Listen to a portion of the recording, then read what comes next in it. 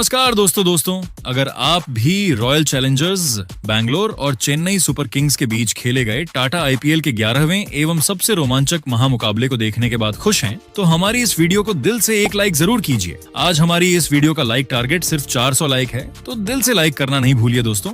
IPL के 11वें एवं सबसे रोमांचक सांसों को रोक देने वाला महामुकाबला आज टाटा आईपीएल के इतिहास की दो सबसे खतरनाक टीमों के बीच खेला गया, जहां पर आज रजत पाटीदार की कप्तानी वाली रॉयल चैलेंजर्स बैंगलोर के सामने ऋतुराज गायकवाड़ की कप्तानी वाली चेन्नई सुपर किंग की team M Chinnaswamy stadium Bengaluru के होम ग्राउंड पर मौजूद थी। टॉस जीतकर ऋतुराज गायकवाड़ ने जैसे ही गेंदबाजी चुनी, ये साफ हो गया था कि चेन्नई सुपर किंग्स ने पूरी प्लानिंग के साथ मैदान में कदम रखा है। छोटी बाउंड्री और शाम की ओस दोनों को ध्यान में रखते हुए फैसला तो सटीक था, लेकिन सामने थी रॉयल चैलेंजर्स बेंगलुरु की रेड आर्मी, जो अपने घर एम चिन्नास्वामी स्टेडियम में किसी तूफान से कम नहीं होती। स्टेडियम का नजारा ऐसा था मानो लाल और पीले रंग की दो लहरें टकराने वाली हों। जैसे ही विराट कोहली और फील्ड सॉल्ट मैदान पर उतरे, पूरा माहौल कोहली कोहली के नारों से गूंज उठा। हर एक फैन की आंखों में बस एक ही सपना था, आज किंग कुछ बड़ा करेंगे। लेकिन कहानी में पहला ट्विस्ट जल्दी ही आ गया। तीसरे ओवर में खलील अहमद की गेंद पर जब शिवम दुबे ने कोहली का आसान कैच छोड़ दिया, तो एक पल के लिए ऐसा लगा जैसे वक्त थम गया हो। कोहली उस समय सिर्फ 2 रन पर थे और चेन्नई ने अनजाने में एक तूफान को खुला छोड़ दिया था। और फिर वही हुआ जिसका डर था। कोहली ने जैसे ही दूसरा जीवन पाया, उन्होंने गियर बदल दिया। मैट हेनरी के ओवर में उन्होंने ऐसा छक्का जड़ा कि गेंद सीधे स्टैंड्स की ऊपरी मंजिल में जाकर गिरी। उसके बाद एक क्लासिक कवर ड्राइव, शुद्ध क्रिकेटिंग कविता। स्टेडियम में बैठे हर फैन के चेहरे पर मुस्कान थी। लेकिन क्रिकेट है जनाब, यहाँ कहानी हर पल बदलती है। युवा गेंदबाज अंशुल कंबोज ने दिमाग से खेला। उन्होंने कोहली के आक्रामक मूड को पढ़ लिया और एक ऐसी गेंद डाली जिसने सब कुछ बदल दिया। कोहली पुल करने गए, लेकिन टाइमिंग गड़बड़ा गई, गेंद हवा में गई और इस बार शिवम दुबे ने कोई गलती नहीं की। 28 रन पर कोहली आउट और पूरा स्टेडियम एकदम शांत। अब बारी थी फिल सॉल्ट की और उन्होंने इस मौके को पूरी तरह भुनाया। उन्होंने आते ही आक्रमण शुरू कर दिया। चौके छक्के, हर दिशा में शॉट्स की बारिश। चेन्नई के गेंदबाजों की लाइन लेंथ पूरी तरह बिगड़ गई। ऐसा लग रहा था जैसे साल्ट नहीं, कोई तूफान बल्लेबाजी कर रहा हो। दूसरी तरफ देवदत्त पडिक्कल ने क्लास का शानदार प्रदर्शन किया। जहां साल्ट पावर दिखा रहे थे, वहीं पडिक्कल टाइमिंग और तकनीक से मैदान सजाते नजर आए। जेमी ओवर्टन की तेज गेंदों को उन्होंने बड़ी आसानी से बाउंड्री तक पहुंचाया। दोनों के बीच साझेदारी ऐसी बन रही थी जैसे दो कलाकार मिलकर एक मास्टरपीस तैयार कर रहे हो। देखते ही देखते 50 रन की पार्टनरशिप पूरी हुई और चेन्नई के कप्तान की हर रणनीति धरी की धरी रह गई। मैच अब पूरी तरह बेंगलुरु के कंट्रोल में जाता दिख रहा था और स्टेडियम में बैठी रेड आर्मी का जोश आसमान छू रहा था। इस आतिशी बल्लेबाजी के दम पर बेंगलुरु का स्कोर मात्र 9 ओवरों में ही 80 रनों के पार पहुंच चुका था, जिसने यह साफ कर दिया था कि आज चिन्नास्वामी में रनों का एक नया इतिहास लिखा जाने वाला है। चिन्नास्वामी स्टेडियम की छोटी बाउंड्री और फील्ड सॉल्ट की आक्रामक बल्लेबाजी को देखकर ऐसा प्रतीत हो रहा था कि आज क्रिकेट के इतिहास में एक और तूफानी शतक दर्ज होने वाला है। सॉल्ट जिस बेखौफ अंदाज में चेन्नई के गेंदबाजों की धज्जियां उड़ा रहे थे, उसे देखकर दर्शकों को यकीन हो चला था कि आज उन्हें कोई नहीं रोक पाएगा। लेकिन दोस्तों, क्रिकेट अनिश्चितताओं का खेल है और यहाँ पासा पलटते देर नहीं लगती।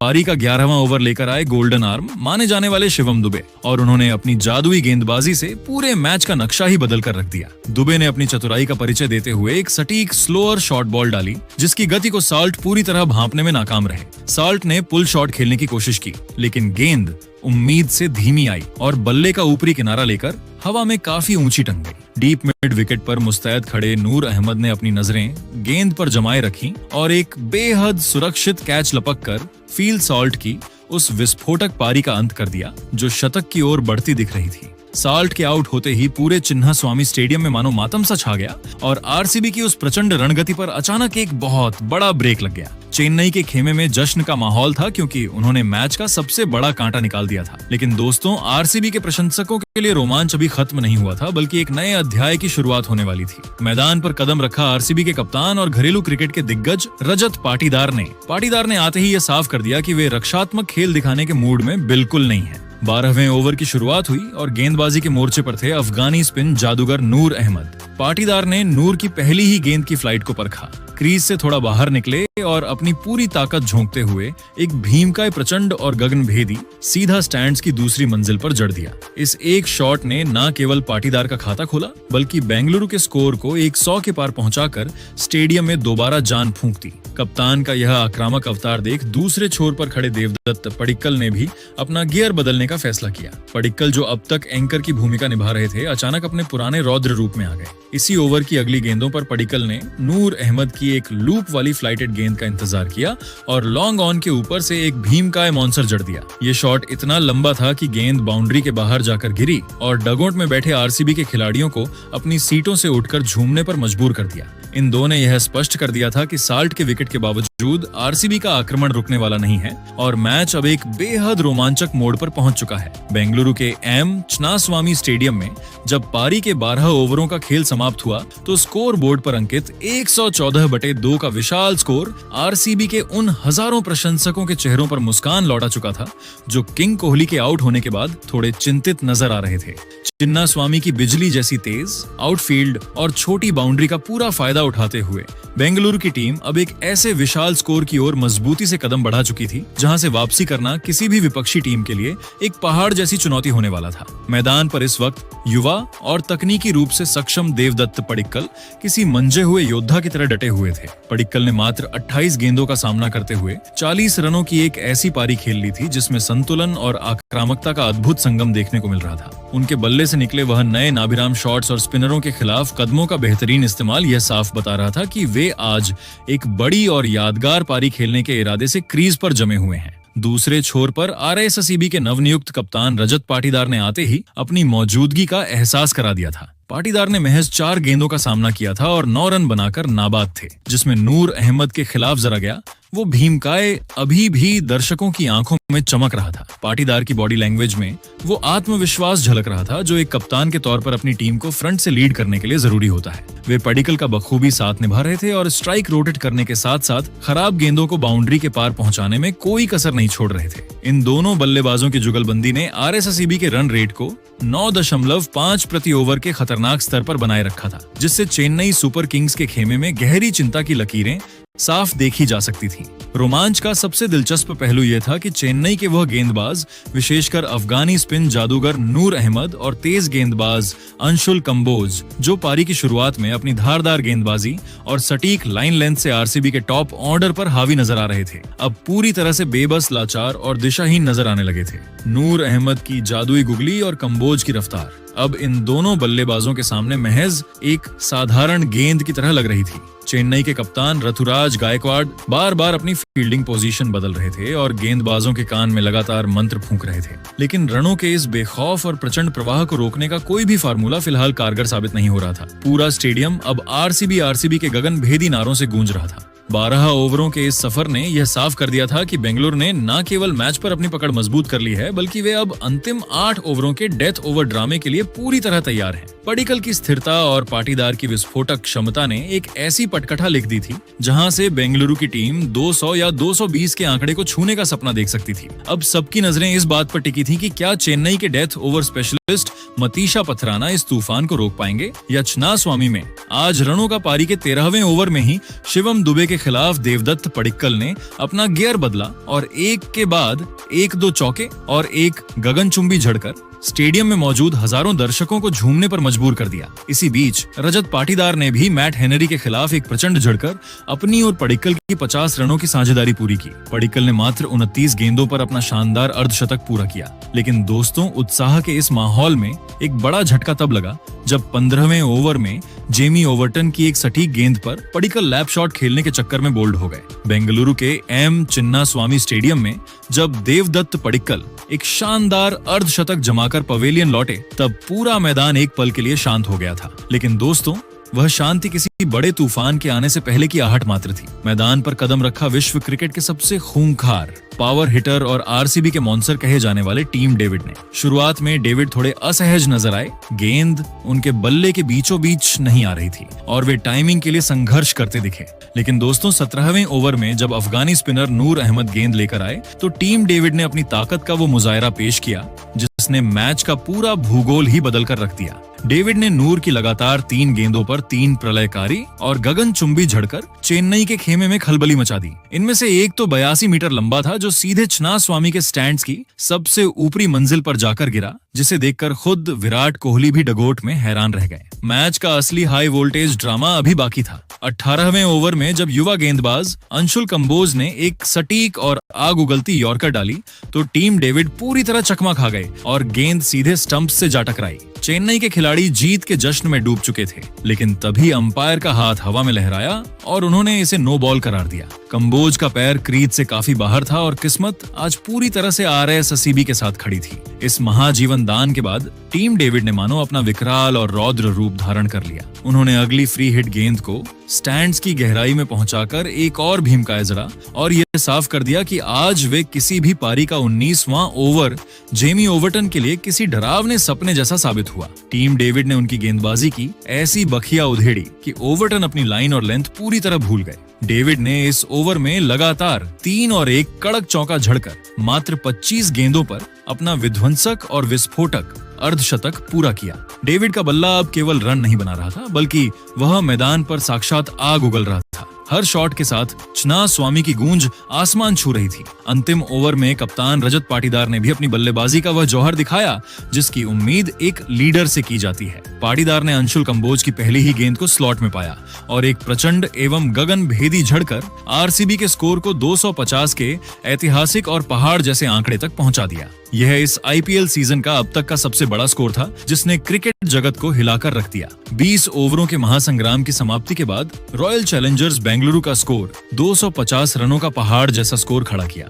अब रनों की इस सुनामी के सामने पूरी तरह बेबस, लाचार और असहाय नजर आ रहे थे। पूरे बेंगलुरु का कोना कोना और चिन्नास्वामी का हर स्टैंड RCB के नारों से गूंज रहा था, मानो कोई उत्सव मनाया जा रहा हो। उत्सव पहले ही ओवर में जैकब डफी ने चेन्नई के कप्तान ऋतुराज गायकवाड़ को एक शानदार खाने के बाद अगली ही गेंद पर देवदत्त पडिक्कल के हाथों कैच कराकर पवेलियन का रास्ता दिखा दिया। बेंगलुरु के M चिन्नास्वामी स्टेडियम में उस वक्त एक ऐतिहासिक और भावुक पल देखने को मिला, जब अनुभवी स्विंग सुल्तान भुवनेश्वर कुमार ने अपनी जादुई गेंदबाजी का प्रदर्शन किया। भुवी ने अपनी एक सटीक और कातिलाना हार्ड लेंथ गेंद पर युवा आयुष महात्रे को पूरी तरह से विवश कर दिया। महात्रे ने पुल शॉट खेलने की कोशिश की, लेकिन गेंद बल्ले के ऊपरी हिस्से पर लगकर सीधे मिड ऑफ पर खड़े कप्तान रजत पाटीदार के हाथों में समा गई। ये विकेट केवल एक विकेट नहीं था, बल्कि भुवनेश्वर कुमार के IPL करियर का 200वां विकेट था, जिसने उन्हें इस मुकाम पर पहुंचने वाला लीग का दूसरा गेंदबाज बना दिया। पूरा स्टेडियम इस महान उपलब्धि पर उठकर तालियां बजा रहा था। चेन्नई का स्कोर अभी 2 ओवरों के भीतर ही मात्र 10 रनों पर 2 विकेट हो गया था और येलो आर्मी के प्रशंसक गहरे सदमे में थे। लेकिन दोस्तों,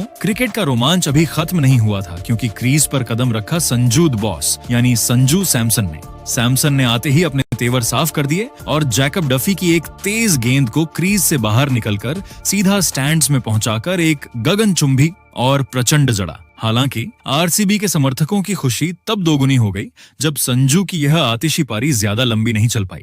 डफी ने तुरंत वापसी की और सैमसन 9 रनों के निजी स्कोर पर देवदत्त पडिक्कल को पहली स्लिप में एक तीखा कैच थमा बैठे। मात्र 3 ओवरों के भीतर चेन्नई सुपर किंग्स ने अपने 3 सबसे मुख्य और रीढ़ की हड्डी माने जाने वाले बल्लेबाज खो दिए थे। यहाँ से मैदान पर शुरू हुआ सरफराज खान का वो बेखौफ तांडव, जिसने RCB के गेंदबाजों के पसीने छुड़ा दिए। सरफराज ने आते ही मोर्चा संभाला और मैदान के हर कोने में चौकों और की ऐसी बौछार कर दी कि फील्डर केवल गेंद को बाउंड्री के बाहर से उठाते नजर आए। उन्होंने भुवनेश्वर कुमार और जैकब डफी जैसे गेंदबाजों की रफ्तार का बखूबी इस्तेमाल किया और मात्र 25 गेंदों में अपना तूफानी अर्धशतक पूरा कर लिया। रोमांच का चरम तब देखने को मिला जब 5वें ओवर में जैकब डफी की एक गेंद को अंपायर ने नो बॉल करार दिया। सरफराज ने उस पर चौका जड़ा और फिर अगली फ्री हिट गेंद पर एक भीमकाय झड़कर उस ओवर से कुल 23 रन निचोड़ लिए, जिसने चेन्नई की पारी में फिर से जान फूंक दी। मैच का सबसे बड़ा और निर्णायक टर्निंग पॉइंट तब आया जब 7वें ओवर में कप्तान रजत पाटीदार ने एक साहसी फैसला लेते हुए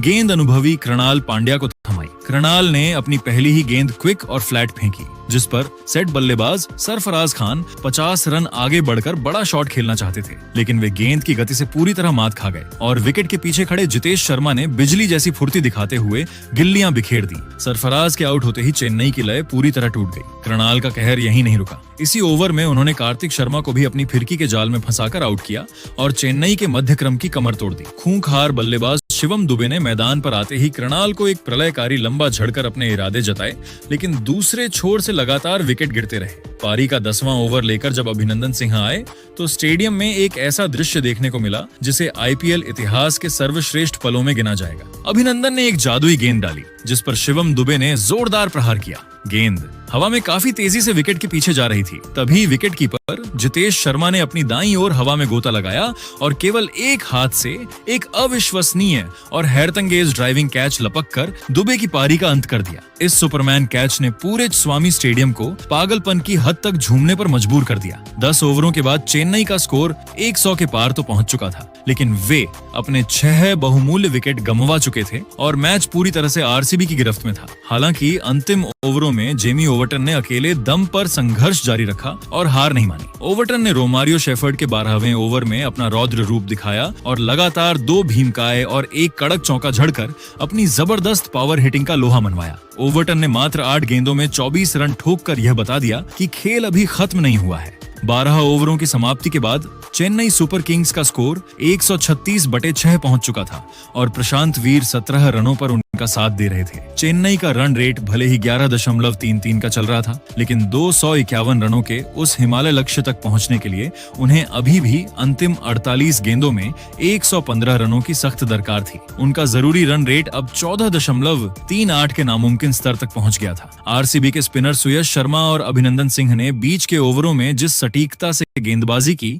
उसने चेन्नई की जीत की हर राह को लगभग बंद कर दिया था। अब चना स्वामी का हर कोना, हर स्टैंड और हर समर्थक केवल आरसीबी की जीत के गूंजते हुए नारों से सराबोर था के लिए सिरदर्द बन जाएगी। तभी 15वें ओवर में स्विंग सुल्तान भुवनेश्वर कुमार ने अपनी जादुई गेंदबाजी से मैच में वापसी कराई। भुवी ने एक सटीक शॉट ऑफ गुड लेंथ गेंद डाली जिस पर प्रशांत वीर 43 रन ने बड़ा शॉट खेलने की कोशिश की, लेकिन गेंद बल्ले के ऊपरी हिस्से पर लगी और कवर क्षेत्र में मुस्तैद कप्तान रजत पाटीदार ने अपनी दाईं ओर हवा में गोता लगाते हुए एक हैरतअंगेज कैच लपक लिया। प्रशांत के आउट होते ही चेन्नई को 7वां झटका लगा। हालांकि जेमी ओवर्टन अभी भी क्रीज पर मौजूद थे और उन्होंने भुवी के इसी ओवर में एक नो बॉल का फायदा उठाते हुए लगातार 2 चौके झड़कर आरसीबी के खेमे में खलबली मचा दी। बेंगलुरु के एम चिन्नास्वामी स्टेडियम में जैसे जैसे रात गहरा रही थी, मैच का रोमांच अपने उस चरम शिखर पर पहुंच चुका था जहां हर गेंद एक नई कहानी लिख रही थी। पारी का 16वां ओवर लेकर जब युवा लेग स्पिनर सुरेश शर्मा गेंदबाजी के मोर्चे पर आए तो उन्होंने अपनी कलाइयों का ऐसा जादू बिखेरा कि चेन्नई के सबसे खतरनाक दिख रहे बल्लेबाज जेमी ओवर्टन 37 रन पूरी तरह से मयूरभंज की पहेली में उलझ गए। सुयश ने एक सटीक और जादुई गुगली डाली जिसे ओवर्टन पढ़ नहीं पाए और बड़ा शॉट खेलने के प्रयास में गेंद हवा में ऊंची टंग गई। लॉन्ग ऑफ पर तैनात जैकब बेथेल ने बिना किसी गलती के एक सुरक्षित कैच लपका और इसी के साथ चेन्नई सुपर किंग्स की रही सही उम्मीदों पर लगभग पानी फिर गया। हालांकि क्रिकेट के इस महासंग्राम में ड्रामे की कोई कमी नहीं थी। इसके तुरंत बाद अभिनंदन सिंह ने एक ऐसा शानदार जीवन दान गवा दिया जिसकी किसी ने कल्पना नहीं की थी। उन्होंने अंशुल कंबोज का एक बेहद आसान सा कैच टपका दिया जिससे स्टेडियम में मौजूद आरसीबी के प्रशंसक थोड़े निराश हुए, लेकिन आरसीबी के पास रनों का इतना बड़ा बैकअप था कि यह गलती भारी नहीं पड़ी। पारी के 17वें ओवर में एक और दिलचस्प नजारा देखने को मिला जब स्पिनर नूर अहमद ने अनुभवी भुवनेश्वर कुमार की एक चालाक नकल बॉल को भांपा और उसे मिड ऑन के ऊपर से एक गगनचुंबी और प्रचंड झड़कर दर्शकों का भरपूर मनोरंजन किया। लेकिन दोस्तों, स्विंग सुल्तान भुवनेश्वर कुमार को यूं ही दुनिया का सर्वश्रेष्ठ डेथ ओवर गेंदबाज नहीं कहा जाता। भुवी ने तुरंत अपनी रणनीति बदली